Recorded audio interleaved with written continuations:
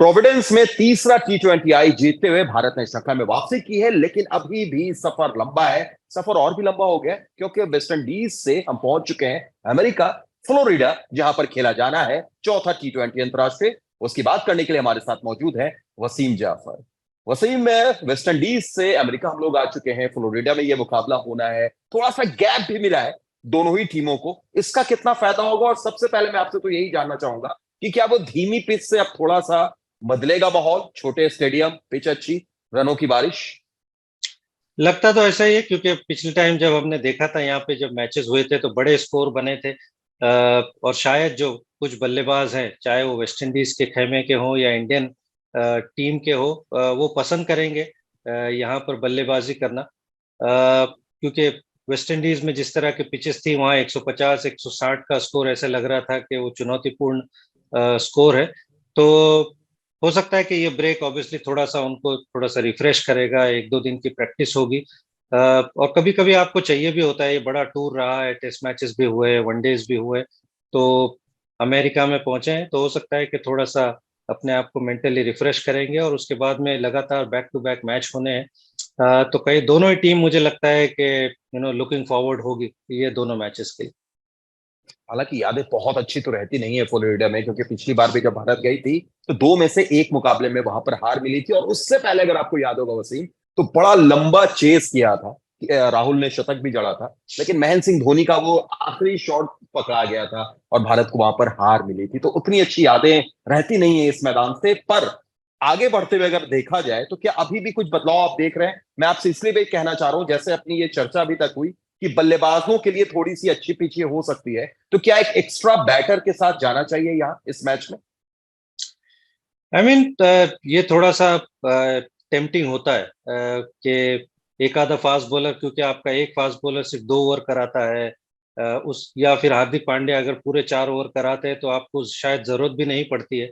और अगर अक्षर पटेल का इसी तरह से यूज होता रहा तो शायद आपको 6 बॉलर की शायद जरूरत ना पड़े, और आपके पास एक तिलक वर्मा एक ऑप्शन है अगेन, क्योंकि वो ऑफ स्पिन कराते हैं, सामने लेफ्ट हैंडर्स है, तो आप उनका भी यूज कर सकते हैं।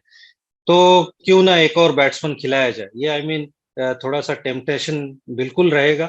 बट डिपेंड करता है हार्दिक पांड्या और राहुल द्रविड़ और मैनेजमेंट के ऊपर कि क्या वो इस रुख की तरफ जाते हैं या फिर यही कॉम्बिनेशन से चलते हैं। बट दो, मुझे लगता है कि रिस्ट स्पिनर खिलाना ये तो बहुत जरूरी है। वही एक फास्ट बॉलर की जगह है कि क्या वो फास्ट बॉलर की जगह एक बैट्समैन आ सकता है, और अगर आ सकता है तो फिर क्या हार्दिक पांड्या डेथ बॉलिंग कर सकते हैं?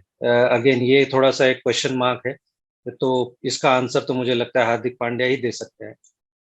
बिल्कुल कठिन सवाल जरूर है, और ये सवाल इसलिए भी वसीम क्योंकि पिछले मुकाबले में हमने देखा था कि पंड्या ने 3 ओवर किया था, 2 ओवर मुकेश ने किया था और 2 ओवर अर्शदीप ने किया था। और जिस डेथ ओवर की आप बात कर रहे हैं, चलिए मुकेश ने तो ठीक ठाक बॉलिंग की थी, 2 ओवर में 16 के आसपास रन थे। पर अर्शदीप थोड़े से लैस में नजर नहीं आया, और सिर्फ उस मुकाबले में नहीं, उससे पहले भी आप देखेंगे तो थोड़ा 4 वाइड, 4 अतिरिक्त रन पिछले मुकाबले में भी उनसे चला गया था। तो क्या ये चीजें हैं जहां पर थोड़ा होमवर्क करने की जरूरत है अभी? बिल्कुल करने की जरूरत है, और जैसे हम जानते हैं कि यहाँ थोड़ा हाई स्कोरिंग गेम होगा, तो थोड़ा सा और वेरिएशंस और बेटर करने होंगे, थोड़ा एग्जीक्यूशन और बेटर करना होगा। ऐसे लग रहा है कि थोड़ा सा अर्शदीप सिंह थोड़ा चीजें ज्यादा ट्राई कर रहे हैं, और जो ट्राई कर रहे हैं वो एग्जीक्यूट अच्छे से नहीं हो रहा है। तो थोड़ा सा एग्जीक्यूट और मुझे लगता है बेटर कर सकते हैं, क्योंकि यहाँ पर हो सकता है हाई स्कोरिंग मैचेस हो, तो अगर आप 2-3 बाउंड्री भी अगर रोक लेते हैं, अगर 2-3 बाउंड्रीज नहीं देते हैं को क्रूशल स्टेज में, और वही गेम के लिए डिफरेंस हो सकता है, तो बिल्कुल यहाँ पे थोड़ा सा सुधारना होगा अर्शदीप को। और अगर बल्लेबाजी की बात कर रहे हैं तो हमने ये भी देखा है वसीम अब तक कि, बल्कि ये तो एक पैटर्न सा रहा है इस पूरे दौरे पर, कि ओपनर्स जब चलते हैं तो टीम अच्छा करती है, मिडिल ऑर्डर में थोड़ा सा लड़खड़ा जाती है टीम इंडिया। हालांकि पिछले मुकाबले में ये तस्वीर बदली जब पंड्या और तिलक वर्मा की वो साझेदारी दिखी। पर ओपनिंग, जो दोनों ही ओपनर्स, बल्कि अगर हम कहें तो दोनों ही ओपनर्स में से दोनों का ना चलना, ये कितनी चिंता की विषय है? बिल्कुल चिंता का विषय तो है ही। हमने बार बार बात की है कि ओपनर्स अगर आपको अच्छा प्लेटफॉर्म देते हैं और अगर पावर प्ले आपका अच्छा जाता है, तो ऑब्वियसली जो सूर्य कुमार यादव है या तिलक वर्मा है, ऑब्वियसली उनके लिए एक अच्छा प्लेटफॉर्म सेट होता है। बट मुझे लगता है कि शायद वो इतना चिंता नहीं करेंगे। मुझे लगता है वो इंटेंट रखना जरूरी है कि वो आके थोड़ा सा अग्रेसिव इंटेंट से बैटिंग करे। यशस्वी जायसवाल भी मुझे लगता है कि इसी इंटेंट से खेलना चाहिए। थोड़ा सा या शुभमन गिल को भी मुझे ऐसा लगता है कि थोड़ा सा वो शुरू में आके थोड़ा सा डिफेंसिव हो जाते हैं। अगर शुरू में आके 2-3 बाउंड्री लग जाए उनके, तो हो सकता है कि चीजें चेंज हो जाए। तो थोड़ा सा एग्रेसिव इंटेंट रखने की जरूरत है। और अगर पावर प्ले, अगर हम बैटिंग में जीत गए, तो नथिंग लाइक इट। ये बड़ा हाई स्कोरिंग ग्राउंड है। अगर आपके टॉप ऑर्डर में से कोई अगर खेल गया 14-15 ओवर, तो फिर आपके लिए प्लेटफॉर्म सेट है बड़े स्कोर के लिए। संजू सैमसन, सूर्या ने तो पिछले मैच में आखिरकार एक बड़ी पारी खेली। क्या संजू सैमसन अभी भी ड्यू है? बिल्कुल ड्यू है। और अगेन उनको फ्लोरिडा की ये पिचेस पसंद आएगी। अगेन यहाँ पे बॉल अच्छा आता है बैट पे, बहुत बड़ी बाउंड्रीज नहीं है।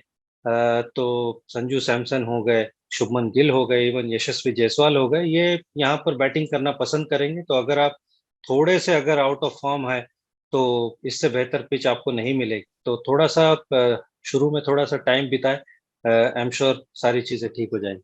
थोड़ा सा बात कर लेते हैं मेजबानों की चलते चलते, वसीम। और जिस अंदाज में युवा कप्तान रोबन पॉवेल, हालांकि पिछला मैच वेस्ट इंडीज जीत नहीं पाए, लेकिन उनकी बल्लेबाजी खास तौर से अगर आप देखें, कप्तानी देखें, अकील हुसैन से कभी शुरुआत में गेंदबाजी कराते हैं, चेंजेस आप देख लीजिए, 11 देख लीजिए, पिच के हिसाब से जेसन होल्डर को पिछले मुकाबले में बाहर रख के चेस को लेकर आए, भले ही उनके पक्ष में वो नहीं गया।